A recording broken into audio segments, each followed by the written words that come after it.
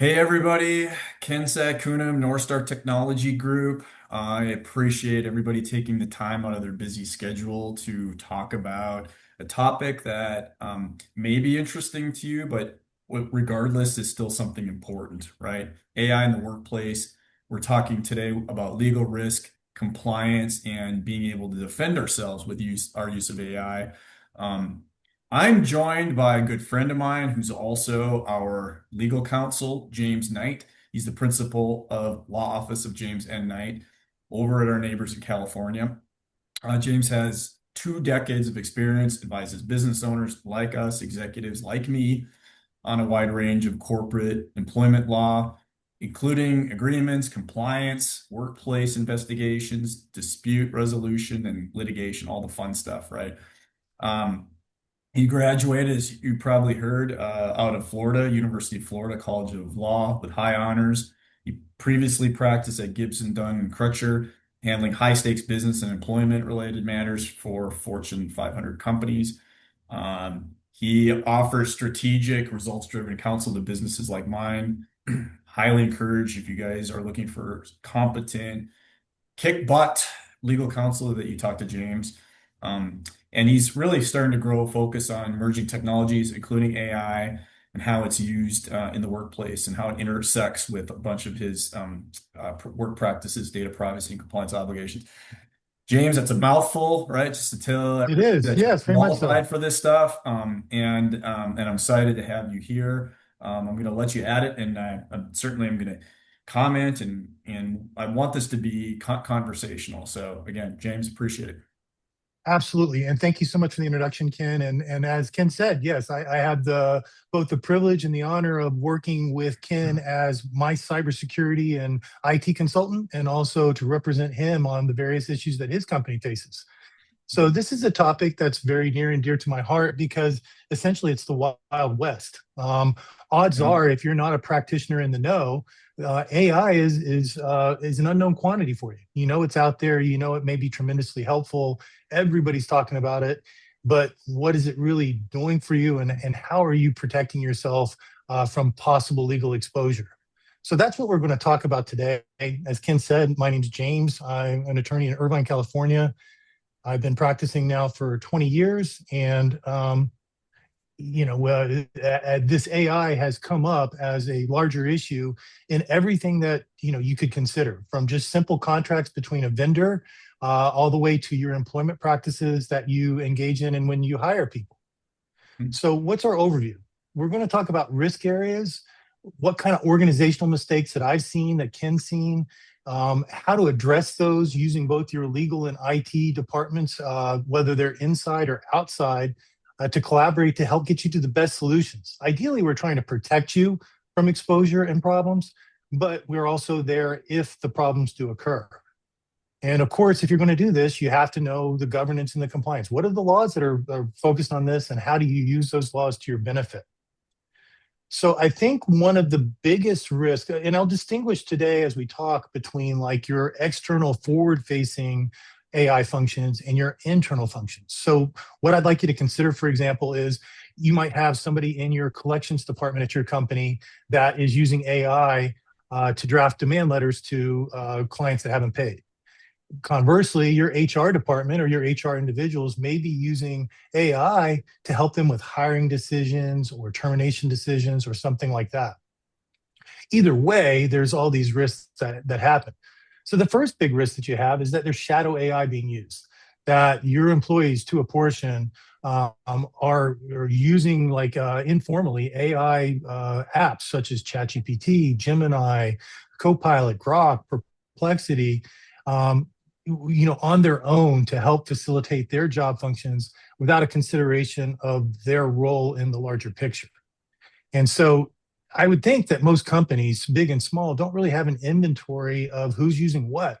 Unless you have a proprietary product within your own organization, odds are you may not know what your assistant is doing, what your collections department is doing, or what your HR department is doing that way. So consider, for example, what happens when an employee is using AI and posting your client information or your internal information onto the site to get to prompt queries. Well, first of all, with these consumer and public tools, it's essentially like leaving your files on a bus or having a private conversation at a football stadium. It's not necessarily private, people can overhear it, and you're not really sure who's listening and who's not. So I do know that these, the non-enterprise chat GPT will, have log chats that your information is uploaded. There's going to be human reviewers that look at your data potentially to help train the models, the learning models that AI uses. It's also possible that your information could be parroted back on somebody else's unrelated query. So there is a possibility that anything that you put into AI is going to be disclosed into a public venue that you have no control over. And that's going to be a large issue, obviously, if you're in any industry, but particularly in those that have specific requirements. So think about lawyers, somebody in healthcare, somebody in the finance department, or financial regulations like a financial planner. If you put in client information, yes, you may get a great answer back, but you've also disclosed and risk having your information shared with other people somewhere, somehow, sometime. When I talk to professionals like Ken, the idea of a hack of an AI program, it's not a question of if, it's a question of when. And it's happened. In 2023, ChatGPT had a bug or a breach, depending on which terminology you use, where some client billing information was disclosed, some chat titles. They patched it very quickly and closed it off, but it exposes the vulnerability that rests on something that is a very new and novel technology. So you have to consider that this is your biggest risk. Add to it the potential risk not only of disclosure, but that your AI function is wrong, and gives incorrect information.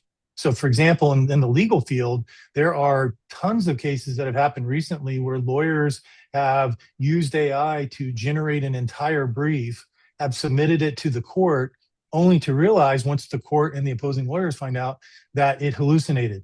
It came up with fake cases that weren't existent. It generated facts that weren't, actual to the case, and just created monumental embarrassment and for some lawyers sanctions. They were required to pay money for as a penalty for their misuse of AI. So where does this come down to for you, whether you're an entrepreneur of one or whether you're a company of 500? It's all about your strong governance, your policies, and the technical controls that you're going to use to make sure that your AI function is controlled in a way that you can manage, or at least that you know what's going on. So how are Yeah. you going to find out about this, Ken? You tell me. Yeah, and James, this is something that we have been talking to our customers over the last several months. We're trying to provide educational opportunity around this, and everyone is so excited and justifiably so of the opportunity that AI has to help them make better decisions, help them maybe reduce time friction for certain process, within their business. That goes without saying. Of course, we have those risks of hallucination and bias that we mentioned. I think you're even going to go into that a little bit more.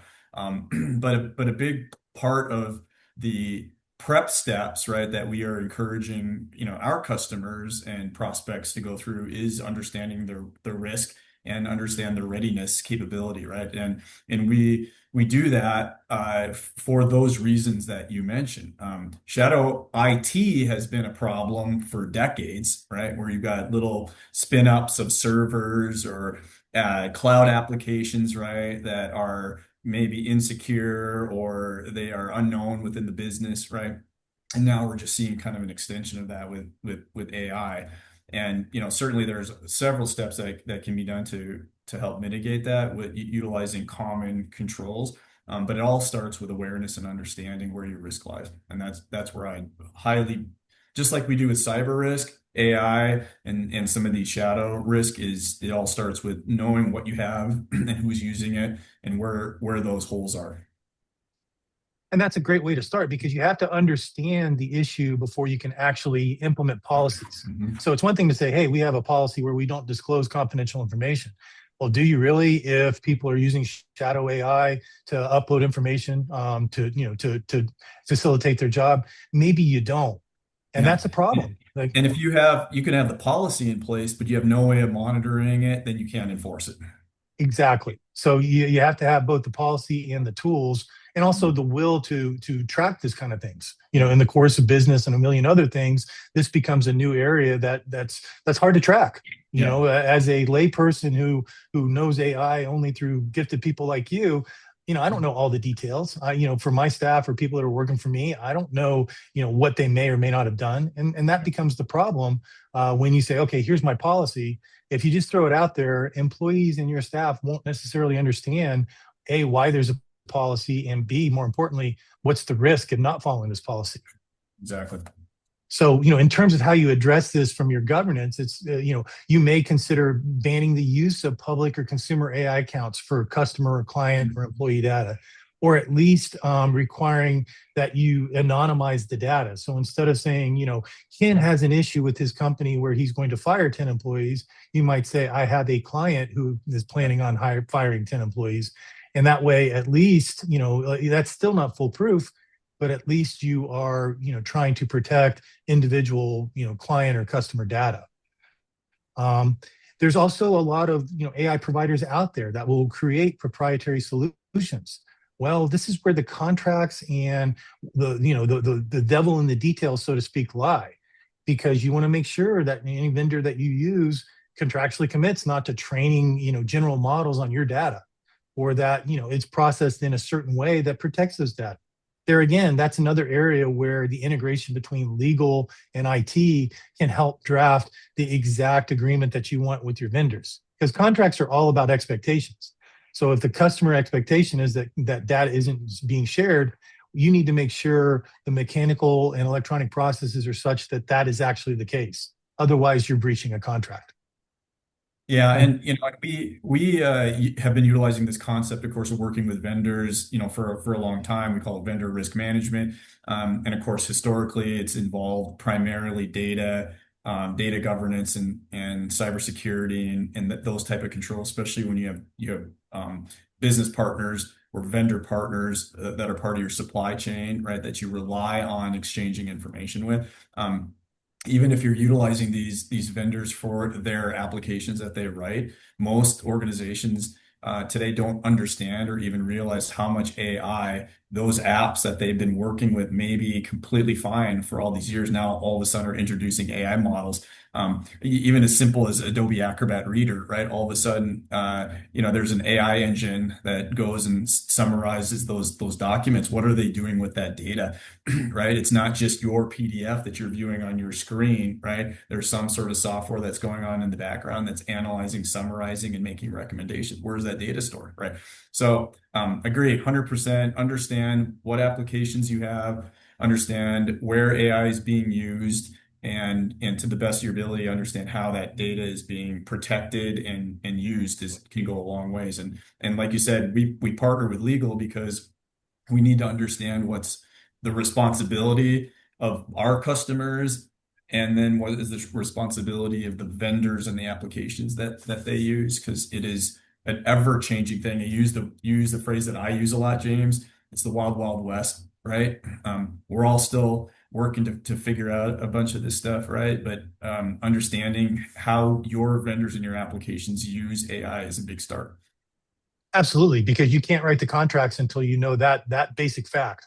And so, internally, as you do your training and awareness, you educate your staff and your team, like, why is this important, what the public tools can and can't do for you, and what you expect of your vendors.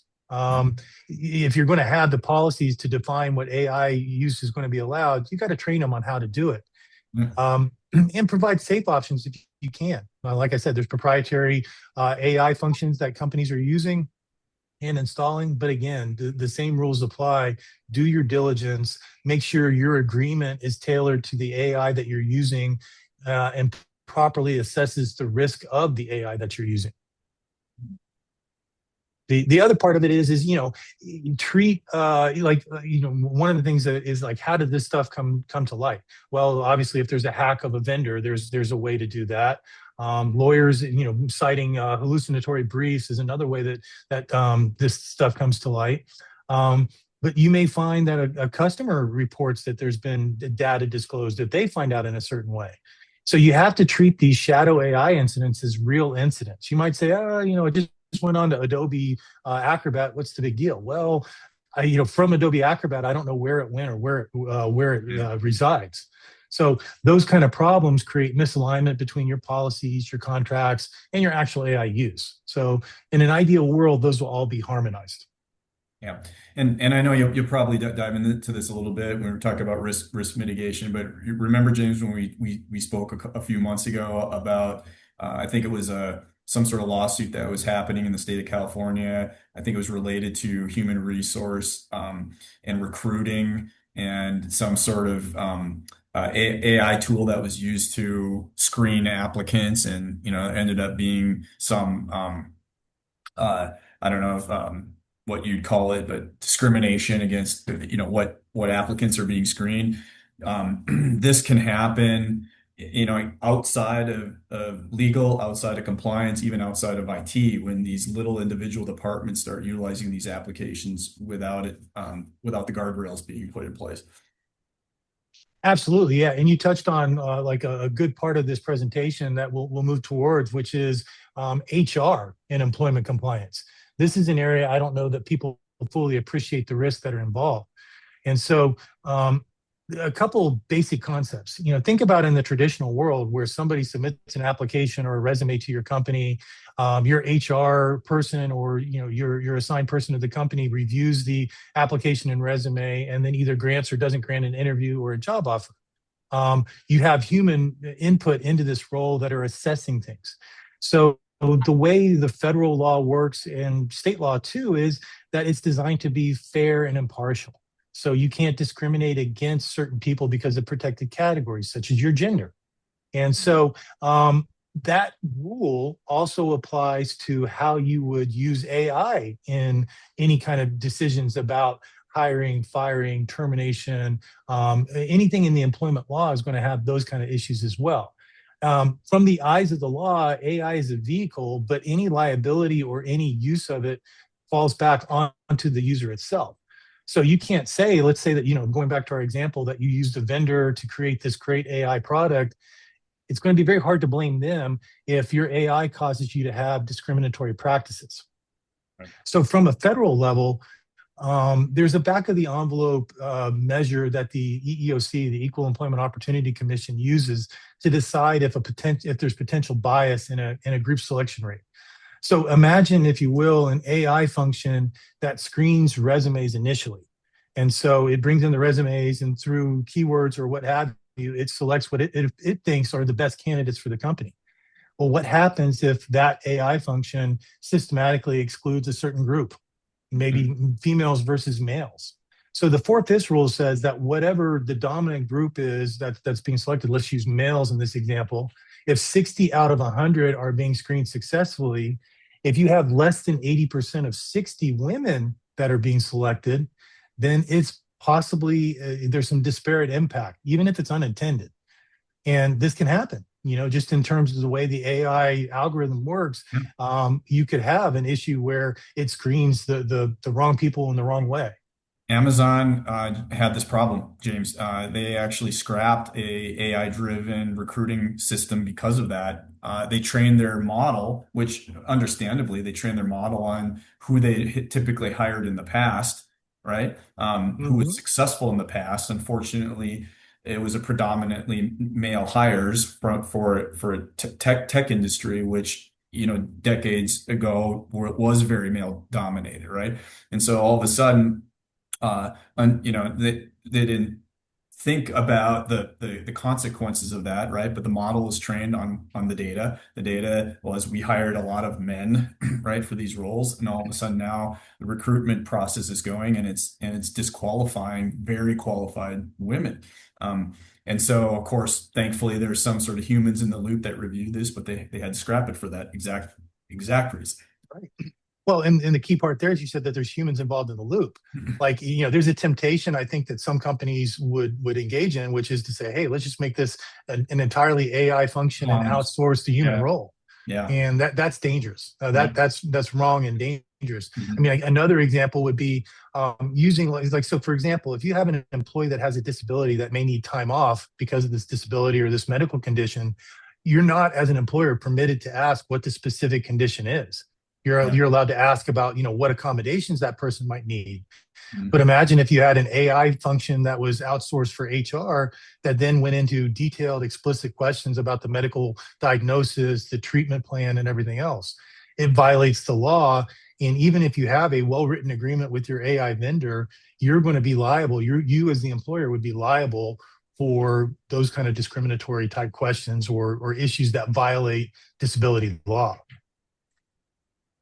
So, so common mistakes that you're going to see in this venue are, you're going to see over reliance on vendor claims of reliability and Mhm. lack of human oversight.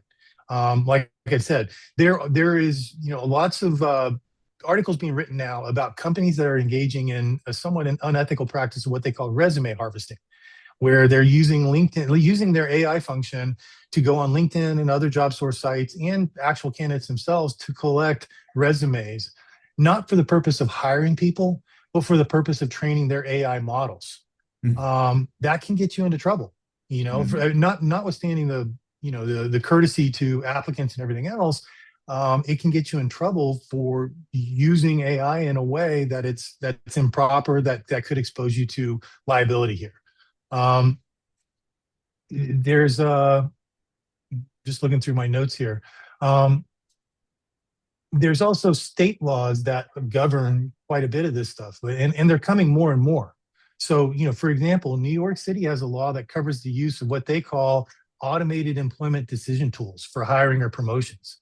So if Mhm. you're using your AI program to determine which candidates should advance, which candidates should be hired, some of the key requirements of this law are that the tool has to be audited within the last year before use.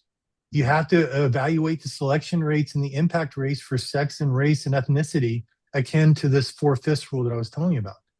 In New York City, you also have to have a public posting of an audit summary on your employer's website so that it's publicly disclosed, the parameters that your program is using. And you also have to provide applicants notice that, what this program is going to be used for, what it evaluates, and how they can request accommodations or alternatives. Effectively, New York City has an opt-out for employees. So using the Amazon example, Mhm. employees, if they sense that there could be issues, for example, as a woman in the tech field, then they can, request to opt out of the automated consideration. Yeah. California, oh, go ahead. I was just going to say, in that audit requirement, obviously everyone, or not everyone, but a lot of people get frustrated, with new rules and laws, right? But if you think about it, like even that audit requirement would force companies like Amazon to have really assessed their decision-making criteria prior to even starting their AI program, and they could have solved and prevented so many problems.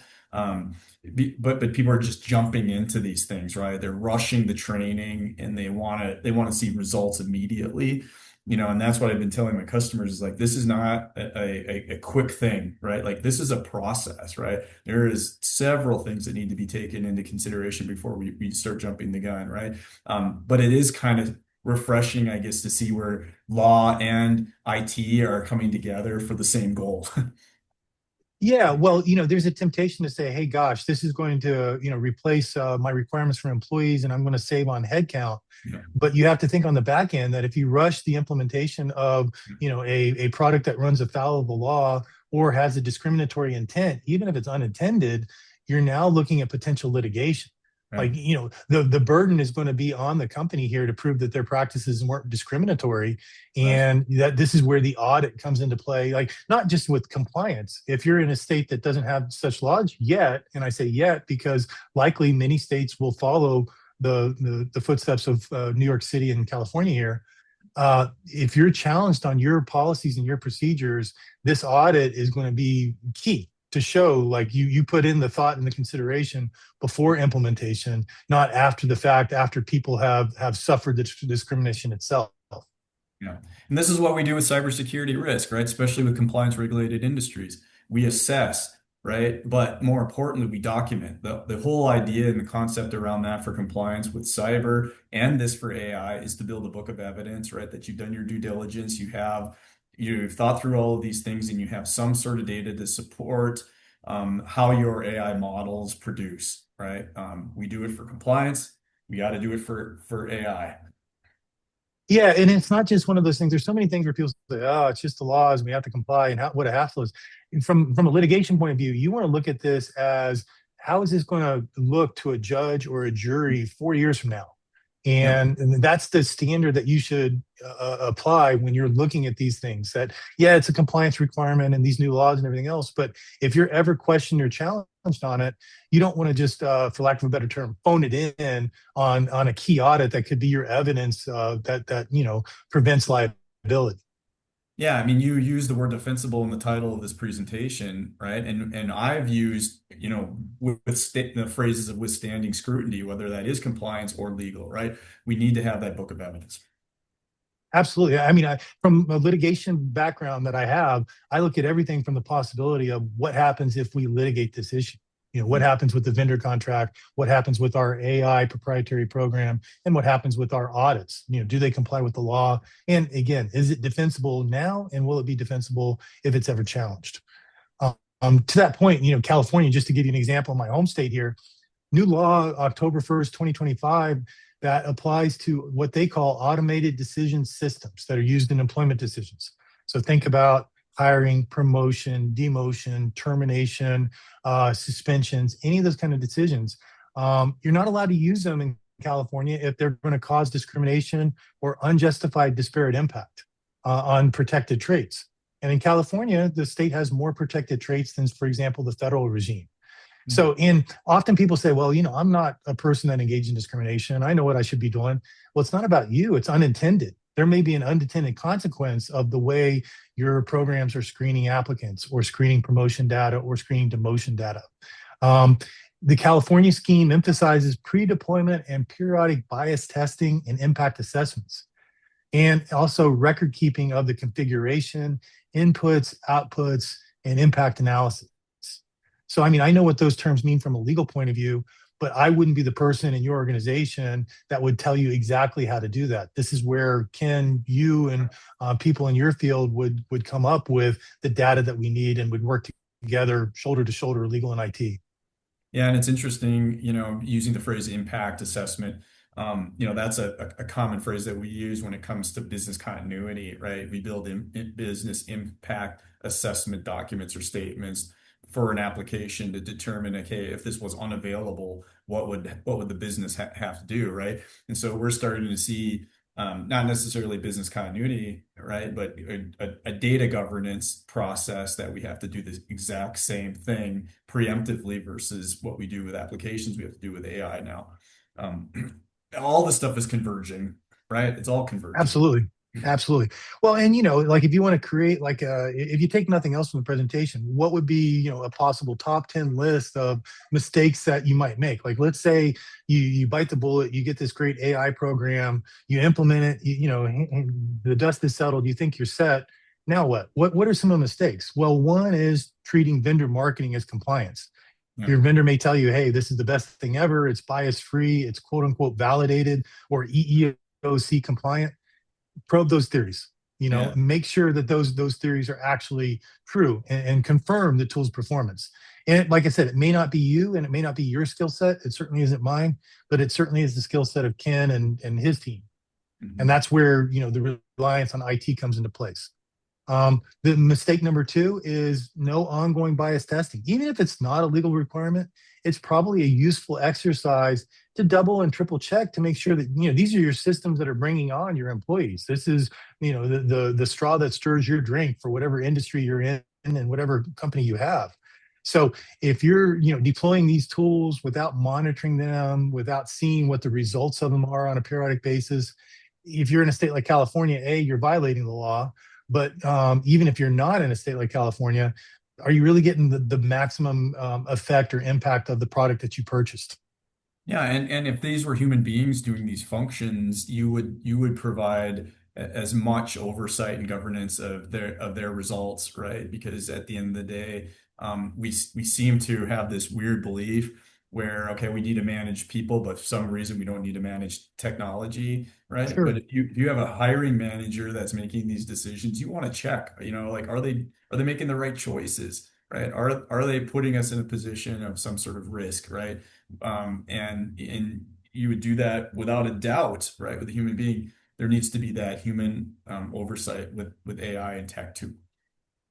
Absolutely. And that hits on the next big mistake is letting AI be the final decision maker on anything that you're doing. Mhm. Are you going to let AI generate all your contracts? Are you going to let AI chase down all your collections and debts? Are you going to let AI do all of your employment decisions? I'd recommend against it from a Yeah. legal point of view. And I'm sure you would from an IT point of view as well. Yeah, 100%. What we've been telling customers is that AI is a great first, it gets you from blank page to first draft really, really quickly, right? And certainly maybe there's iterations of that, right? But it can't be your final product. There needs to be some sort of oversight, understanding, review that goes into it. And like which I think most people still understand that, but I still see people falling into that trap. They're like, I'm just going to throw this into AI, blindly trust, right, the end product and throw it out there. Well, and in the legal seminars that I've attended on this, they say treat AI like you would a very, very junior recent law Mhm. graduate, Yeah. somebody that's very knowledgeable, but may not have all the answers and may make mistakes. Yeah. And And I so, will say, back to your idea of the first draft. yeah, and I will say, of course, obviously, this is not meant about stopping innovation with AI, right? It's just making it defensible, right? I like to say that today's AI is the worst AI that we will ever have, right? Because there's always going to be constant improvements, but that does not, mitigate all of your risk and eliminate all of your responsibilities as a human being to oversee this. Yeah, and personal anecdote. I had a company that I represent here in California terminated an employee, and several months later, they received this demand letter from this employee that the employer said, "I can't believe that this person wrote this." And then you start looking at it, and it's perfectly written, well organized, but Mm. unfortunately, cites like Virginia and Massachusetts law on a bunch of things.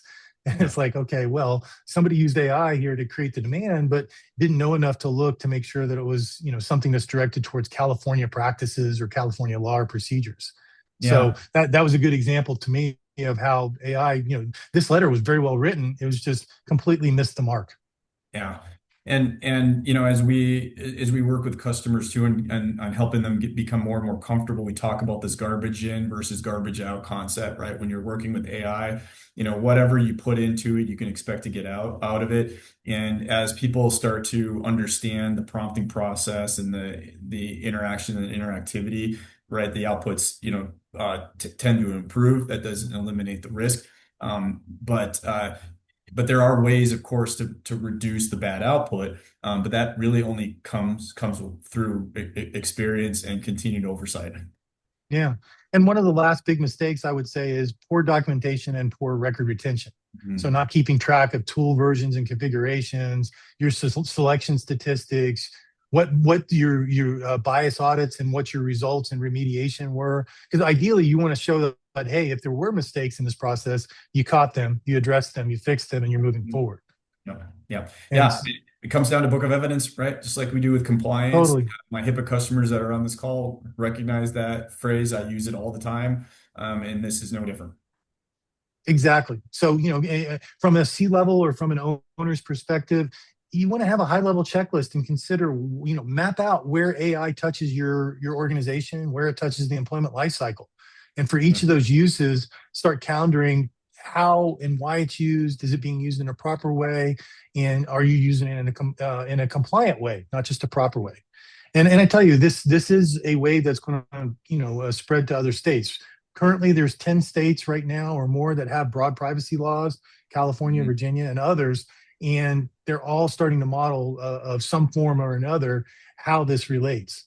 In California, they have the California Consumer Privacy Act, and in some regimes, it does impact your employment data. Even though it's consumer privacy, employees are considered consumers in some context. Yeah. So again, consider also your sector specific concerns that you mentioned HIPAA. That's a big one. Mhm. Legal services are another one, or professional services such as accountants or finance planners or those type of people. Um, you just can't. The bottom line is you can't treat AI as just IT or just as a tool, and you can't just blindly trust who or what your vendor says. You want to double check that stuff because ultimately the way the laws are shaping up, it's going to be your liability, and you may have to duke it out with somebody if you got poor advice. But it's going to be your problem to deal with if and when it occurs. Yeah, 100%. And one of my good friends in high school, former high school classmates, is on, and he handles a lot of data privacy and governance. Right, he's got a business also out in California. Steve Golden, look him up, great guy. He just commented about how it's nice to hear emphasis on governance, but then also data retention. How the importance of making sure that you have a plan on how to govern that data, and then what needs to be retained and what doesn't need to be retained, and for how long, right? And so we want to make Right. sure we're addressing that, right? Yep. And so, what I would say is it seems simple enough, right? Like just manage everything Right. and watch Just take care of everybody. it, And right? yeah, exactly. Just take it, memo to file. But, it starts with policies, it follows with training, it starts with negotiating the proper contracts and keeping the human aspect in the loop. There's lots of discussion in the news about these ideas of, oh, AI is going to replace everybody. There's going to have robots that fold your laundry and change your bed and do everything else. Yeah, Some of wait. that stuff may be true. Yeah, some of it may be true, but there's still going to be, at least for now, in this day and age, a Yeah. need for human oversight, at some level with an ongoing review because the laws Mhm. are changing and there's going to be more impact on these things. Like the law tends to follow very slowly behind technological changes. Yeah. A lot of the leading cases, even in California, about certain subjects are addressing them from the context of when 10, 15 years ago. So, sometimes the law is slow to adjust, but these principles apply regardless of what cases say. Good record keeping, good training, good policies will always win out. Yeah, and you mentioned something just now about constant review. That's an important point that I want to emphasize, right? This is not something that is a one and done thing, right? You don't just review this, build it out, you know, ship it to your employees and then stamp it, finish. That's just not how this stuff works, right? It is a Yeah, it is a cycle, right? it's a trust but verify. I mean, in some jurisdictions, like we talked about, you're going to have a legal requirement to do that, to audit and to check and to verify and re-verify. Even if you don't have that legal requirement, common sense dictates that you should conduct these sort of audits and reviews because the algorithms change. There is an echo chamber that occurs. So if your algorithm is off on the wrong foot, it's Yeah. only going to get amplified and get worse over time. Yeah. And so that the sooner you catch those problems, it's like a ripple in a pond. The sooner you catch it, the sooner you stop those kind of problems and course correct to the right place or the place you should be. Yeah. And just knowing what problems to look for is important, right? That's why we talk about having that assessment done at the beginning with constant review, understanding what problems it could exist, right? And how to deal with it when you see that first ripple. Exactly. Yes. So, well, Ken, it's I don't have any further comments on All this, right. but we talked about the framework here. It's been a pleasure talking with you on this. Yeah. Well, I'm gonna put it out to the group to see if anybody has any questions, and we'll kind of go through that. We've got some time here. All right, I've got one. I'll just read this. Any thoughts on how legal, compliance, and IT can work together to effectively question AI vendors about the AI coding tools they've used to develop their products? I'm asking because recent studies have found severe security flaws in OpenAI, Anthropic, etc. These tools are often used in coding, code completion, compilation, suggesting lines of code, etc. Audits and certifications do so much, but what are some ways to get ahead of AI coding risk in the due diligence process? Ken, do you want to answer that from the technical side, and then I can answer from the legal side? Yeah, I mean, obviously, code reviews are important, right? We need to make sure that when you go through the process, we don't develop software, so that this is not my direct area of expertise, right? We can build frameworks around utilization, right, of AI in environments, building up automations, that have some involvement in AI, but we don't write software, so I'm just going to qualify that right now.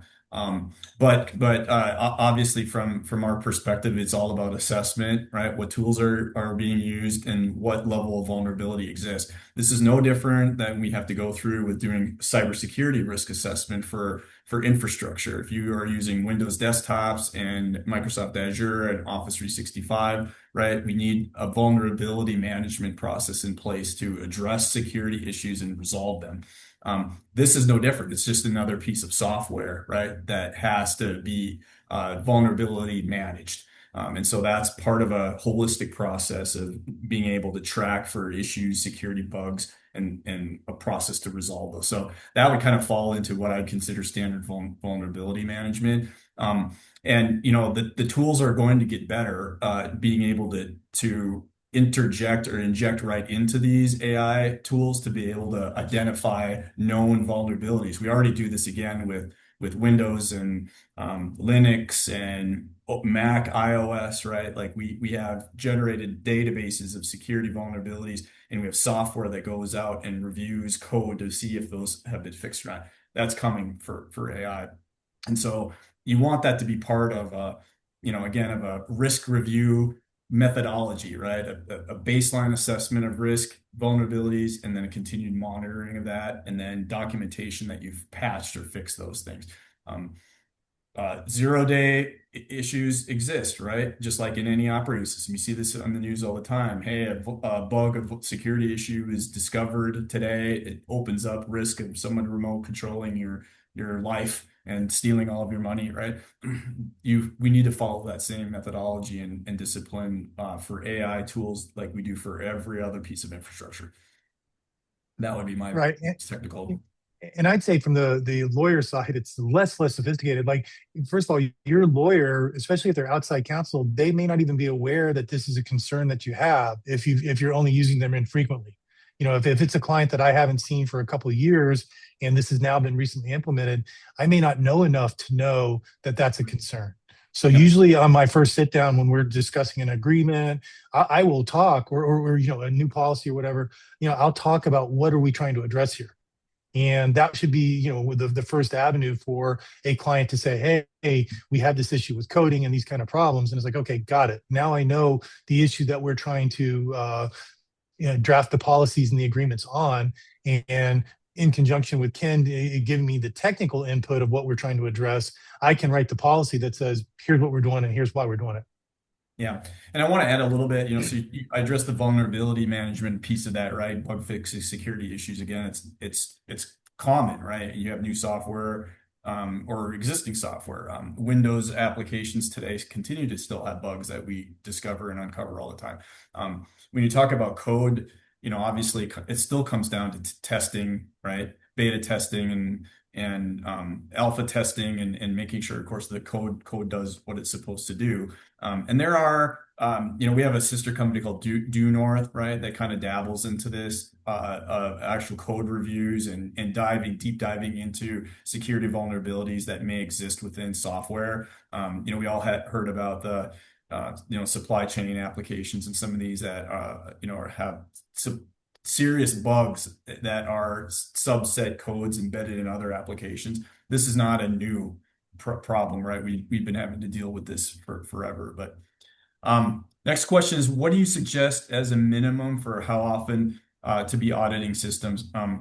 So from our perspective, of course, a baseline is important, right? Understanding what you have, inventory, what you have, and understanding how much risk there is within those systems based on many, many different layers of criteria. The second piece of that is continuous monitoring of that stuff, right? Like I said, you can't just audit something and maybe remediate issues and then call it good. It literally could change the very next minute, right? So there has to be a process of constant monitoring, right, of health of the environment and any type of anomalous behavior that could happen with that system. I view it exactly the same for cyber and data as I would for AI. Um, but having that baseline documentation should be done no less than once a year, no more than, no less than once a year, right? With the fact that inside of 12 months. between the audits, you're constantly monitoring. Any Yeah. legal comments on that at all? Yeah, I mean, like I said, in California and New York City, they have their requirements that are annual. But Yep. I'd also say, always watch at implementation. Also, watch if there's any kind of major upgrades or significant changes to the program that you're using, because that can often create a lot of issues as well. So, let's say you're rolling out version 2.0 mid-year. That may be a good time to conduct the audit again, just to make sure the Yeah, new version is working that way. that's a great point, right? We typically say if infrastructure systems are static, at least once a year, but whenever something new gets introduced into the environment, having a risk assessment done on the impact of that change is a good idea. Next question, when setting policies for employee use of AI, how many different tools should we allow them to use? Or is it best to stick to one? What is your suggestion on how to make those decisions? Um, well, it's a business case conversation that you have, right? I can't tell a business that they should only use one piece of software.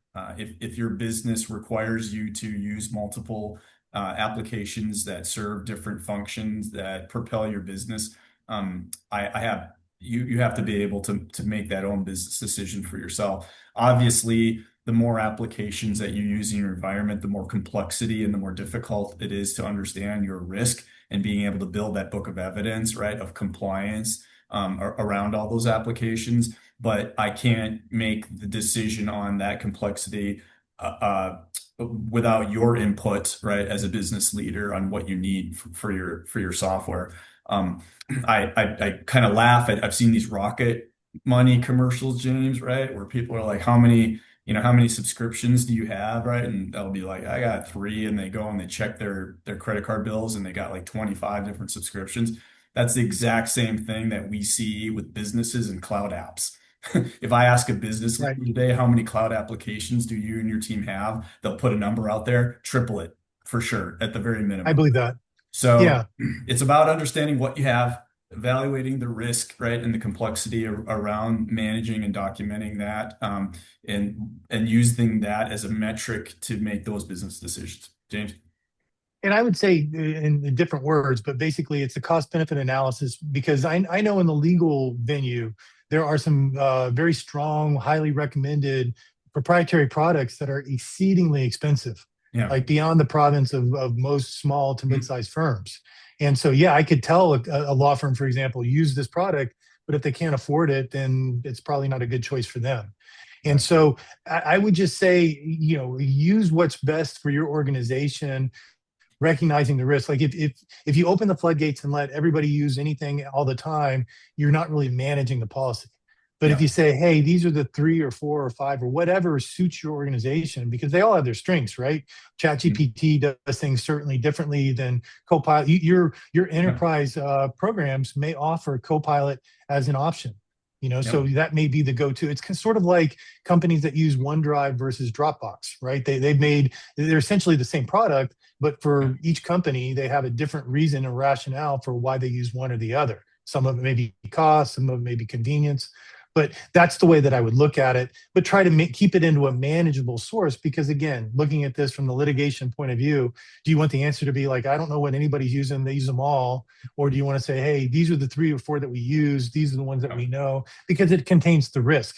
If there is going to be disclosures, if there is going to be a hack, if you're on 35 of them, you've just increased your risk Yeah. tenfold, 12-fold. Yeah, exactly. Yeah, and it's kind of interesting. We see the cycle, right, of technology and IT. And before you move on to that slide, for those of you that want to talk to James about the stuff that we talk from a legal, compliance, and HR and workforce perspective, please hit his QR code. It's his business card out there. For those of you that are interested in going through the process of the AI growth and profit, which we help identify risk readiness for AI, but really more importantly, the opportunity that AI can add to your business. Hit my QR code, book some time. But I'm starting as I wrap up. I'm starting to see kind of this cycle of how IT works. I've been in this business for far too long. And at the beginning, right, IT departments were very, very structured. They were very controlling. They handed the technology to their employees, right? Here is email, right? Here is where you store your files, right? Here are some of the applications that you use, right? It was very IT centric. Businesses and the employees got what the IT people thought that they should have, right?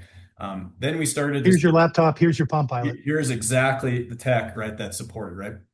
And then over time, of course, we've started to see a strong evolutionary change, right? Where business leaders, employees started to become far more savvy, right? In technology, they understood their particular use cases and problems that they're trying to solve. It became much easier to do your own research to find out what was available for technology. So all of a sudden, people were buying their own. This is where shadow IT started, by the way, James, right? Where people started buying their own stuff and spinning up their own stuff, right? And again, the goal, of course, was to meet some sort of business goal, which is honorable and understandable. And so then IT kind of had to circle around that and be like, okay, we have to accept, right, that employees and business leaders are going to start to bring technology to business, and we have to figure out a way how to introduce it securely and safely and be able to support it.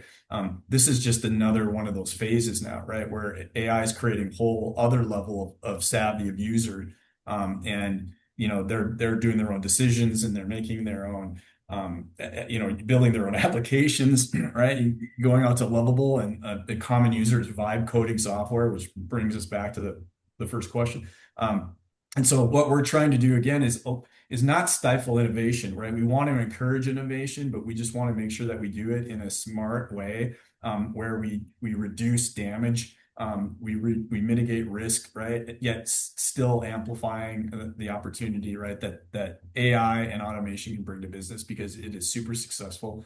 And again, if you guys have initiatives, you have projects, you have problems, you have time friction, you're like, I have this thing, hit that QR code. Let's talk about it. Hit James's QR code if you want to talk about the legal impacts. And I'd love to talk more. I think we've exhausted the questions. We've got about 5 minutes left. This was great, James. Thank you, As Ken. always, Yeah. man, appreciate you. Yep. Not only Likewise. as an expert in this stuff, as a good friend of mine, and somebody I know I can always rely on in this stuff. So thank you so much. And to everybody that attend, thank you for taking time. It's an important step. Appreciate everybody. Thank you. And thank you for inviting me, and it's a pleasure working with you, Ken. All right. Thank you guys. Talk to you Bye-bye. later. Bye.